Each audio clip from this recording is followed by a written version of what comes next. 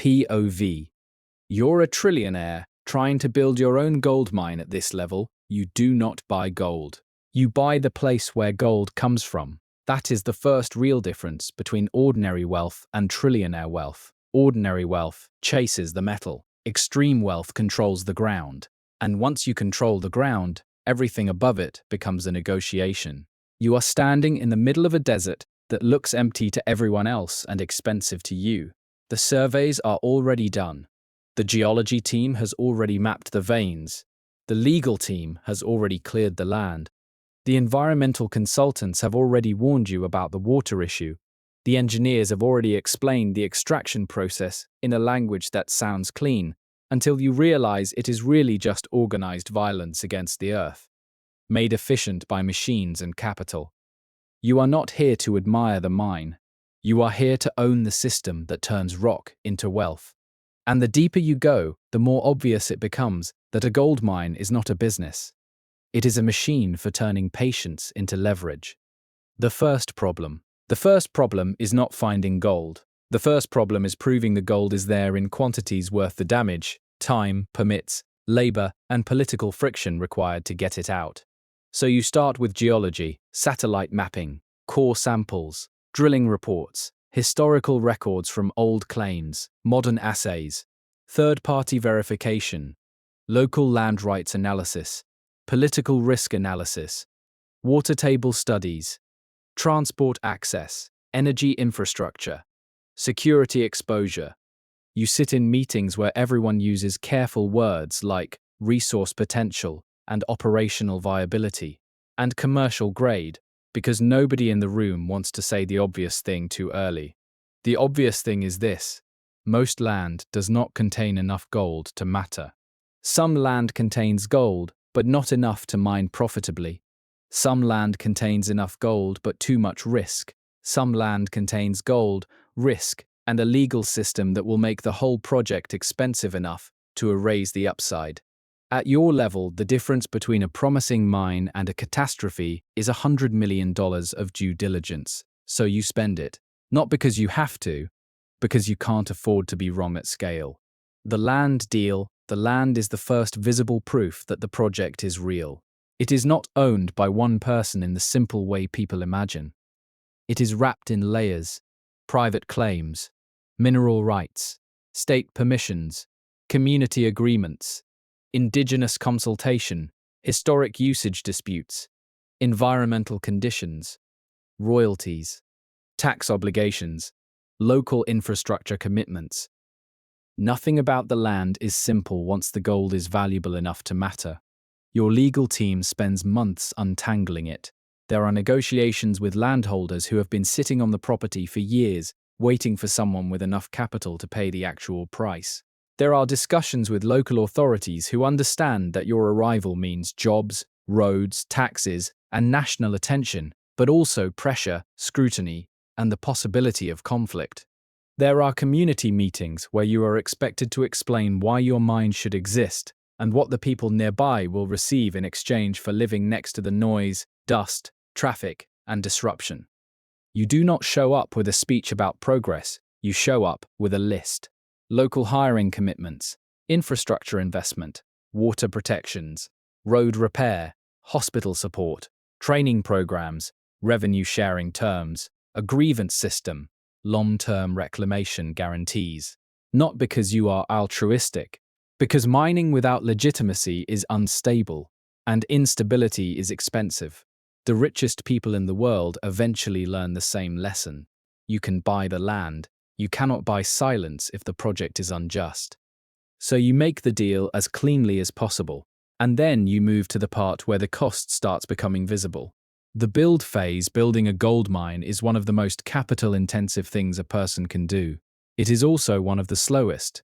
Nothing looks like a mine for a long time. First comes access roads, then temporary housing, then power systems, then processing infrastructure, then water handling, then waste management, then fencing, then security, then the heavy equipment, then the crushers, then the mills, then the chemical systems, then the laboratories, then the control center, then the backup systems for the systems that back up the systems. By the time it starts looking like a mine, you have already spent a fortune, and the fortune is still not producing gold. That is the part people underestimate.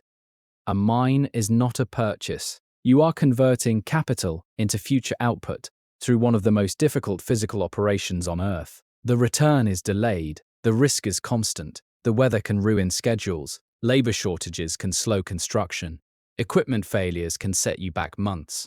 A single permit delay can push the economics into a different range entirely. And yet, if the geology is right, and the cost discipline holds, and the political conditions remain stable, the mine can become one of the most powerful assets you own. Because once it is operating, it does not just produce gold. It produces strategic optionality. Why gold still matters. At a trillionaire scale, gold is not just a commodity, it is a position. Governments hold it, central banks hold it, families hold it, sovereign funds hold it. People who think in centuries still hold it because it does not care about elections, quarterly earnings, or fashion cycles. Gold is useful because it sits outside the logic of one specific market. It has no CEO, it has no earnings call, it has no software risk. It has no app update that can ruin it. It is ancient, imperfect, portable, and globally recognized, which means owning the source matters. You are not trying to speculate on gold prices for a quick gain. You are trying to control part of the supply chain behind one of the oldest stores of value in human history. That is the real game. When the mine comes online, you are no longer just participating in the market. You are influencing the market's supply side. And because you are a trillionaire, you are not limited to one mine. You can build a network, one mine in West Africa, one in South America, one in Central Asia, one in a politically stable jurisdiction where the margins are lower, but the certainty is higher. One in a place where the infrastructure is already strong and the logistics are cleaner. One in a region where the gold is lower grade, but the scale is enormous and the long-term economics justify the investment. You do not need all of them to work perfectly. You only need enough of them to create resilience across jurisdictions, currencies, labor markets, and political cycles. That is what serious capital does. It does not put all the weight on one bet. It builds a system that can survive multiple versions of reality, the human cost. A mine is never just a machine. It is a workforce, engineers, machine operators, geologists, metallurgists, maintenance crews, security staff, drivers, lab technicians, environmental monitors, shift supervisors, accountants, procurement specialists, local contractors, liaison officers, compliance teams. Thousands of decisions every day are made by people who will never be in the promotional video, and if any one of those decisions goes wrong, the mine pays for it. So you build culture around precision. Safety becomes non-negotiable. Training becomes continuous. Fatigue management becomes policy. Incident reporting becomes rewarded instead of punished. Maintenance schedules are treated like law. Environmental monitoring is not a PR exercise. Local employment is not symbolic. Communication is constant. At this scale, the mine is only as strong as the trust of the people operating it. A miner who trusts the system follows the system. A miner who does not improvises. Improvisation in a mine is how people get hurt. So you do what the best operators do. You make it easier to do things right than to do things wrong. That is leadership at the floor level. Not speeches. Systems. The first pour, the first gold pour, is the moment everyone pretends the hard part is over. It is not. It is the moment the mine proves it can operate. It does not prove the economics yet. It does not prove the long-term ore profile. It does not prove the reserves will hold. It does not prove the labor will stay stable. It does not prove the water systems will remain sufficient during drought conditions. It does not prove the political environment will stay favorable. It only proves the machinery works. Still, the pour matters. There is a room full of people, hard hats, dust, heat, metal, tension, a camera crew you do not fully trust, a few executives trying to stand in the correct place for the footage, without looking like they are trying. Then the metal comes out, heavy, bright, real, and everyone in the room understands that all the months of planning have become physical. The first gold bar is not valuable because of what it weighs. It is valuable because of what it represents. It is the point where the mind stops being a theory and starts being an asset. You hold it for a moment, then you put it down. Because the real goal is not the bar in your hand, it is the ability to keep producing bars. The expansion problem. Once the first mine works, everyone wants the next one. Investors, bankers, governments, advisors, competitors, local officials from the next region over, people who did not believe in the project 6 months ago and now want a meeting. That is how the world behaves around proven capital. It rushes towards certainty. You could expand aggressively. You have the money, you have the credibility, you have the data, you have the team. But at your level, speed is dangerous. The first mine taught you the real lesson. Gold mining is not about being the first to move. It is about being the last one standing when the cycle turns. So you expand carefully. One new site, one acquisition, one joint venture, one refining partnership, one transport corridor, one additional jurisdiction. Every new project must survive the same filters: geology, cost, political stability, labor depth, water access, ESG exposure, security, and long-term reserve life. The wrong mine can drag down the right ones. The wrong partner can poison the brand. The wrong jurisdiction can trap capital for years. So your empire grows like a glacier, slow enough to look calm, heavy enough to reshape the terrain. The political layer. By the second or third mine, politics becomes impossible to ignore. Every major mining operation is political whether people admit it or not. It affects jobs, taxes, exports, trade balance, local development, and national perception. So governments pay attention. Some want more royalties, some want local processing, some want equity stakes, some want jobs for local communities. Some want public-facing proof that the project is delivering national benefit. You sit across from ministers and governors and regulators and sometimes presidents, and you learn quickly that wealth at this level does not remove politics. It intensifies it. The wrong statement can stall a permit. The wrong hiring decision can trigger backlash. The wrong environmental report can become an international problem. The wrong community relationship can make the whole operation unstable. So you build diplomacy into the business.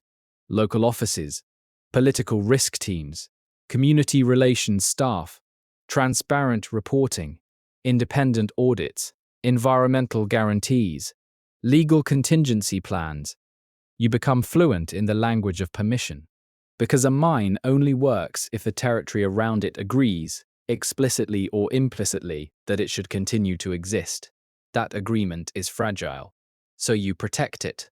The gold market, as the operation matures, you begin understanding gold not as a material, but as a global signal. When inflation rises, people remember gold. When currencies weaken, people remember gold.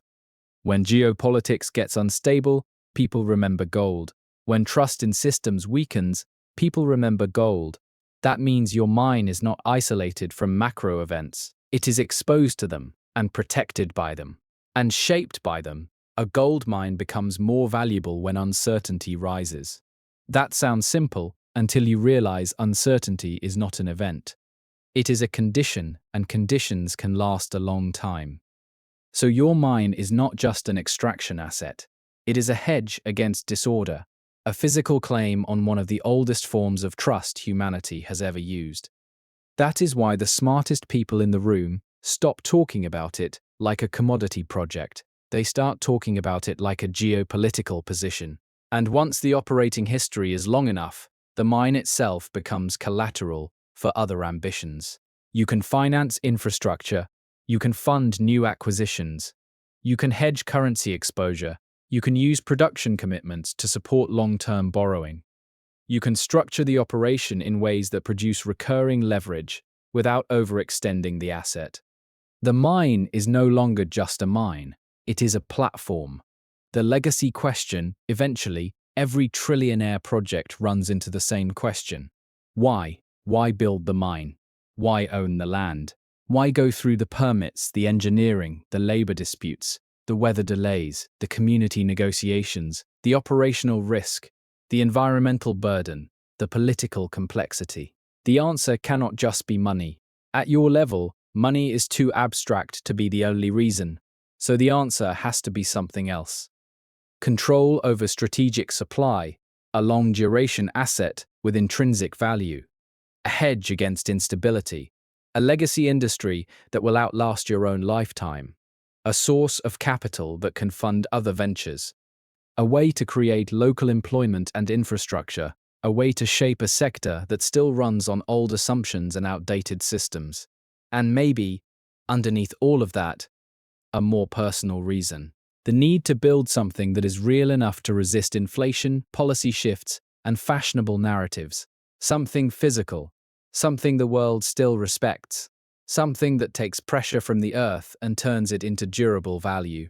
That is the part nobody puts in the annual report. But it is there. Every empire has a private reason. The public story is usually cleaner than the actual one. The final output.